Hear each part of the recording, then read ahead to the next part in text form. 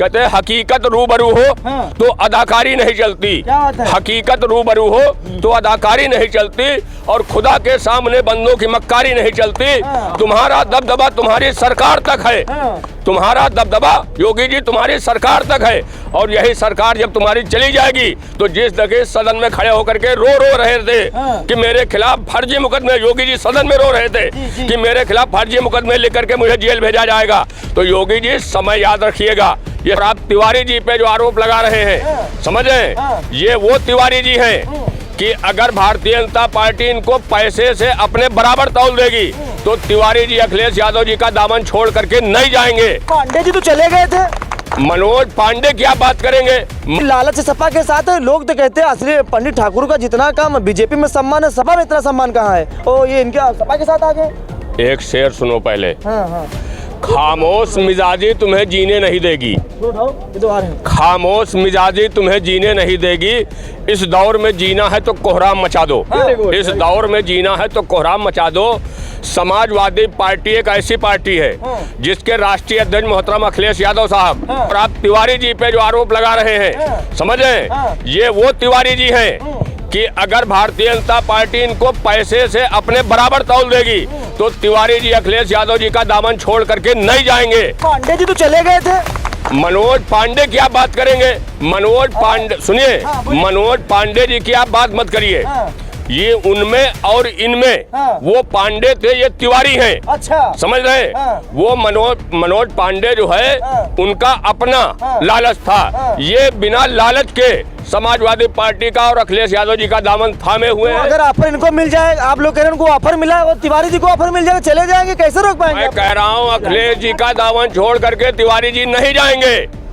मैं कह रहा हूँ क्योंकि तिवारी जी निष्पक्ष और ईमानदार व्यक्ति हैं और समाजवादी पार्टी की करनी और कथनी में, अखिलेश जी की करनी और कथनी में, स्वर्गीय नेताजी की करनी और कथनी में कोई फर्क नहीं है। और जहाँ की आप बात कर रहे हैं, अभी आप बहुत कुंभ कर रहे थे।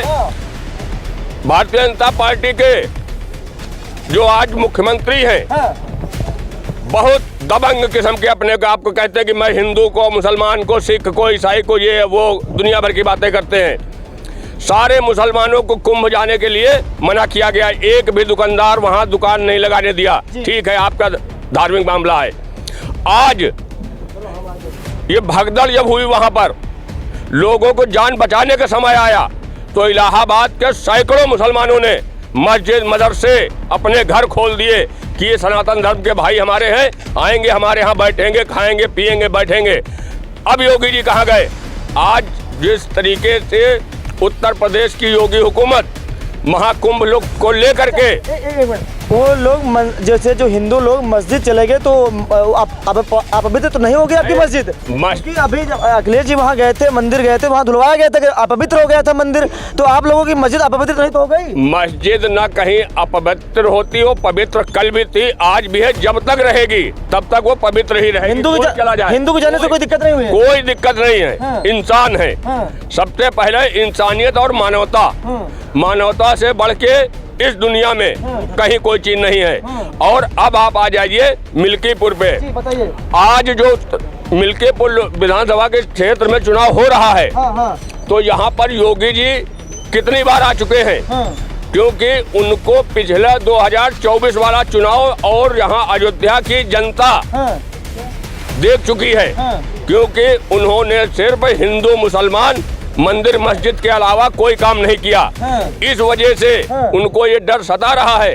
अखिलेश जी तो अभी एक बार भी नहीं आए हैं। अभी नहीं आए हैं, कल आ रहे हैं। सुनिए, कल जब कल की रहेगी, अभी की बात मैं कर रहा हूँ। और योगी जी के कम से कम 50 से ज्यादा विधायक यहाँ डेरा डंडा डाले हुए हैं। वोट विधायक जी को नहीं देना है। मिल्कीपुर ये जो धरती है, ये बाबू मित्र सेन की धरती है, समझ रहे हैं, अवधेश प्रसाद जी की धरती है। यहाँ पर पुलिस प्रशासन और जिला प्रशासन चुनाव लड़ रहा है। मैं आपके चैनल बड़ी जिम्मेदारी से कह रहा हूँ, क्योंकि भारतीय जनता पार्टी की एक भी गाड़ी में ड्राइवर के अलावा दूसरा कोई पदाधिकारी नहीं मिलेगा। और समाजवादी पार्टी के प्रत्याशी की गाड़ियां जो हैं, अगर 20 गाड़ियों को उनके पास परमिशन है तो पुलिस प्रशासन उनको भी नहीं चलने दे रहा है। वोट यहाँ की जनता को देना है, ना योगी जी को देना है, ना उनका जो पूरा कैबिनेट यहाँ जमा हुआ है उनको देना है। अच्छा। और मिल्कीपुर की जनता पूरी तरीके से समाजवादी पार्टी अखिलेश यादव अवधेश प्रसाद जी के। एक सवाल आपसे कुंभ को लेकर कर ले, उसके बाद इंड कर देंगे। जब कुंभ का आयोजन शुरुआत हुआ था तो बाबा बागेश्वर धाम लगातार तमाम सारे लोग कह रहे थे वहाँ पर मुसलमानों को नहीं जाना चाहिए, उनकी दुकान नहीं लगना चाहिए, उनकी एंट्री वहाँ पर नहीं होनी चाहिए। लेकिन जब वहाँ पर भगदड़ हुई, वहाँ पर मौतें हुई, जब आपकी एंट्री पर बैन लगाया गया तो आप लोगों को बुरा लग रहा होगा। और जब वहाँ पर जब माहौल एकदम से आया तो आप लोगों ने सहयोग कर दिया, तो तब आपको बुरा लगा होगा कि हमारे बारे में ऐसे षड्यंत्र। आपके चेहरे पे दो आंखें हैं। क्या उनकी आंखें हैं? मैं कह रहा हूँ आपके चेहरे पे दो आंखें हैं और एक आंख अगर आपकी निकाल दी जाएगी तो आपका चेहरा कैसे लगेगा बताइए आप। बहुत खराब लगेगा, लोग खराब लगेगा, लोग काना कहेंगे। काना कहेंगे ना। ये हिंदुस्तान की सरजमीन पर हिंदू और मुसलमान ये दो आंखें हैं चेहरे की। अब अगर आप हमें बांटने की कोशिश करेंगे तो इस देश का 95% से ज्यादा जो सनातन धर्म को लोग मानने वाले हैं वो मुसलमान के साथ में कंधे से कंधा मिला करके खड़े हैं। समझ रहे हैं? इनकी भारतीय जनता पार्टी की करनी और कथनी में जमीन और आसमान का फर्क है। आज कहीं पर ईद होती है तो हमारे जो सनातन धर्म को मानने वाले हमारे मित्र हैं, दोस्त हैं, वो हमारे घर पे आकर के सिवाइयाँ खाते हैं। और जब होली होती है तो हम उनके घर पे जाकर के गुजिया खाते हैं। ये हमारा उनका गंगा जमनी तहजीब है। लेकिन भारतीय जनता पार्टी के चंद लोग इस प्यार के हिंदुस्तान में जो नफरत के बीज बोने काम कर रहे हैं, ये इसमें कामयाब नहीं होंगे। और ये मिल्कीपुर की जनता 8 तारीख को दिखाएगी कि योगी जी आप नफरत की जितने भी बीज बोएंगे वो प्यार मोहब्बत करने वाले इस मिल्कीपुर की सरजमीन पर लाखों की तादाद में लोग हैं, वो प्यार बांटेंगे और तुम 10 लोग नफरत बांटते बांटते थक जाओगे। लेकिन लाखों लोग जो प्यार बांट रहे हैं, अवधेश प्रसाद जी जैसे, अजीत प्रसाद जी जैसे, अखिलेश यादव जी जैसे, उनको आप कभी कम नहीं कर पाएंगे। कोशिश आप कितनी कर ले। कहते हैं हकीकत रूबरू हो तो अदाकारी नहीं चलती। हकीकत रूबरू हो तो अदाकारी नहीं चलती और खुदा के सामने बंदों की मक्कारी नहीं चलती। तुम्हारा दबदबा तुम्हारी सरकार तक है। तुम्हारा दबदबा योगी जी तुम्हारी सरकार तक है। और यही सरकार जब तुम्हारी चली जाएगी तो जिस जगह सदन में खड़े होकर के रो रहे थे कि मेरे खिलाफ फर्जी मुकदमे, योगी जी सदन में रो रहे थे कि मेरे खिलाफ फर्जी मुकदमे लेकर के मुझे जेल भेजा जाएगा।